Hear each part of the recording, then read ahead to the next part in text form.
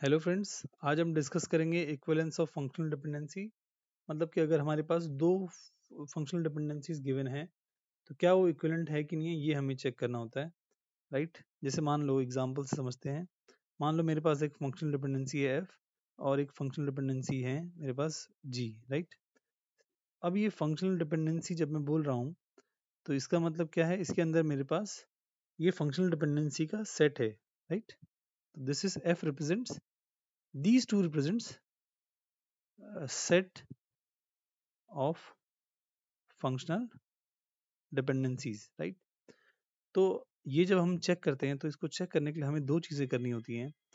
पहली क्या कि F कवर्स G, राइट, जिसको हम शॉर्ट में लिखते हैं F कवर्स G। और दूसरी, ये तो पहली चीज़ होगी, और दूसरी चीज़ हमें जो चेक करनी होती है वो होती है G कवर्स F, जिसको हम लिखते हैं G कवर्स F। तो ये जो मैं शब्द यूज़ कर रहा हूँ कवर्स, इसका मतलब क्या है, इसको समझेंगे हम। एक एग्जांपल से समझने की कोशिश करते हैं। जैसे मान लो मैंने ले लिया जो एफ फंक्शनल डिपेंडेंसी का जो सेट है, उसके अंदर मेरे पास फंक्शनल डिपेंडेंसी है ए टेंड्स टू सी और ए सी टेंड्स टू डी और E tends to A D और E tends to H. Right, और जी जो है मेरे पास जो फंक्शनल डिपेंडेंसी का सेट है वो है A tends to C D और E tends to A H. Right, तो ये जो वर्ड मैंने बोला एफ कवर्स जी, मतलब कि एफ जो फंक्शनल डिपेंडेंसी का सेट है, क्या इससे इसके अंदर जो मेरे पास फंक्शनल डिपेंडेंसीज अवेलेबल हैं, क्या इससे हम ये दोनों फंक्शनल डिपेंडेंसीज डिराइव कर सकते हैं या नहीं कर सकते। डिराइव करने का मतलब क्या है कि क्या मैं इन फंक्शनल डिपेंडेंसीज की मदद से क्या ये फंक्शनल डिपेंडेंसीज को मैं फाइंड आउट कर सकता हूँ, मतलब क्या ये कवर हो पाएंगी इन फंक्शनल डिपेंडेंसी से। तो ये चीज़ इसका मतलब है। इसको करके देखते हैं एक बार, फिर आपको और अच्छे से समझ में आएगा। जैसे कि मान लो सबसे पहले मुझे निकालना है एफ कवर्स जी। राइट, तो इसको कैसे करेंगे हम हम सबसे पहले जो हमारी ये जो फंक्शनल डिपेंडेंसीज है यहाँ पे, इसके थ्रू मैं ये अटेन करने की कोशिश करूंगा। राइट, ये अटेन कैसे करेंगे देखेंगे हम कि मैं पहले सबसे पहले देखो मेरे पास इन फंक्शनल डिपेंडेंसीज की मदद से मैं अगर ए का क्लोजर निकालता हूँ, राइट, ए का क्लोजर अगर मैं निकालता हूँ तो क्या मैं सी और डी एट्रीब्यूट्स को डिराइव कर पा रहा हूँ using the functional dependencies available in F. Right, तो देखता हूँ ए का क्लोजर मैं निकालूंगा। देखो इस फंक्शनल डिपेंडेंसी से मैं ए तो रिफ्लेक्सिविटी के थ्रू खुद को डिराइव कर ही लेगा, और ए से मैं कर पाऊंगा सी को यहाँ पे। राइट, और आप देख पा रहे हो ए सी की हेल्प से, राइट, मैं इस फंक्शनल डिपेंडेंसी की मदद से डी को भी डिराइव कर लूंगा। तो मैं ज़्यादा आगे नहीं निकालूंगा, मैं बस ये चेक करूंगा कि क्या ये फंक्शनल डिपेंडेंसी मैं एफ की फंक्शनल डिपेंडेंसी से कवर कर पा रहा हूँ नहीं कर पा रहा हूँ। तो मैंने देखा कि मैं कर पा रहा हूँ, तो मतलब जब ए का क्लोजर निकाला तो मैंने देखा कि मैं सी और डी को डिराइव कर पा रहा हूँ। इसका मतलब ये फंक्शनल डिपेंडेंसी में कवर कर ली। दूसरी देखते हैं, दूसरी है ई। तो मैं क्या करूंगा, ई का भी क्लोजर निकालूंगा। अब क्लोजर किसकी मदद से निकालेंगे, एफ के अंदर जो फंक्शनल डिपेंडेंसीज अवेलेबल हैं उनके उससे। राइट, तो ई खुद को तो कर ही लेगा।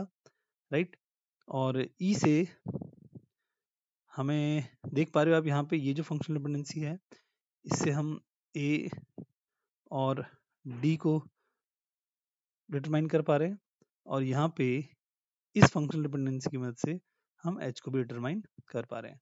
तो बाकी मैं आगे निकालूंगा नहीं, क्योंकि मुझे जहाँ पे जो मेरी रिक्वायरमेंट है वो ये कि क्या ई डिटरमाइंस ए एच, तो क्या मैं क्लोजर में ए एच फाइंड आउट कर पा रहा हूँ, डिटरमाइन कर पा रहा हूँ। हाँ मैं कर पा रहा हूँ, तो मैं वहाँ पे रोक दूंगा। तो इसका मतलब एफ जो है, F is covering G. Right, अब देखते हैं क्या जी कवर कर पा रहा है एफ को। राइट, तो इसके लिए अगेन हम क्या चेक करेंगे, हम देखेंगे कि जी की जो फंक्शनल डिपेंडेंसीज हैं ये दोनों, इनसे हम ये सारी फंक्शनल डिपेंडेंसीज हम डिटरमाइन कर पा रहे नहीं कर पा रहे। तो सबसे पहले इसके लिए शुरुआत करते हैं। तो यहाँ पे है A टेंड्स टू C, तो मैं A का क्लोजर निकालूंगा। अब A का क्लोजर मैं कौन सी फंक्शनल डिपेंडेंसीज की मदद से निकालूंगा? G की फंक्शनल डिपेंडेंसी से। तो A खुद को तो डिटरमाइन कर ही लेगा, राइट।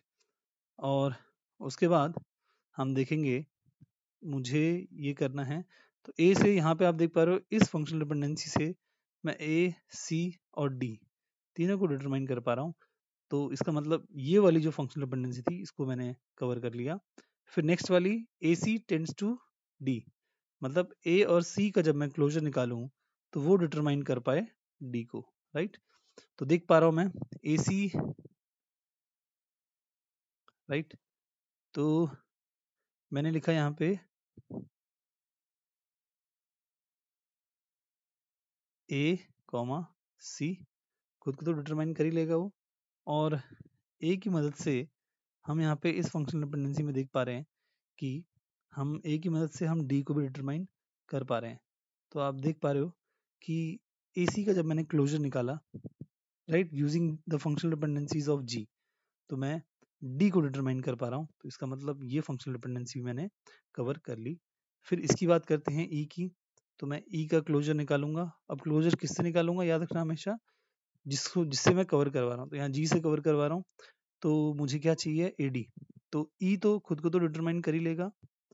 फिर E डिराइव्स AH, AH हो गया, राइट। और A जब हो गया है तो इससे मैं A डिराइव्स CD, C और D। तो मैं देख पाया कि E से मैं डिटरमाइन कर पा रहा हूँ AD, राइट। अब यहाँ पे मैंने जब E का क्लोजर निकाला using the functional dependencies of G, तो मैं AD को डिटरमाइन कर पाया। तो ये भी मेरी फंक्शनल डिपेंडेंसी कवर हो गई।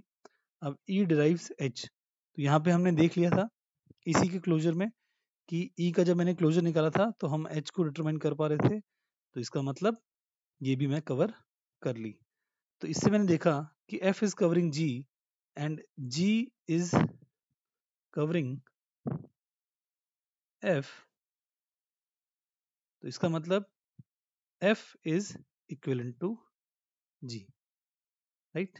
तो इस तरह से आप लोग एग्जाम में भी इसे सॉल्व करेंगे। अगर आपके पास क्वेश्चन आता है कि कोई भी दो फंक्शनल डिपेंडेंसीज आपको गिवन है और उसको आपने प्रूव करना है इक्विवेलेंट, तो आप सबसे पहले F कवर्स G के निकालेंगे और फिर उसके बाद G कवर्स F निकालेंगे।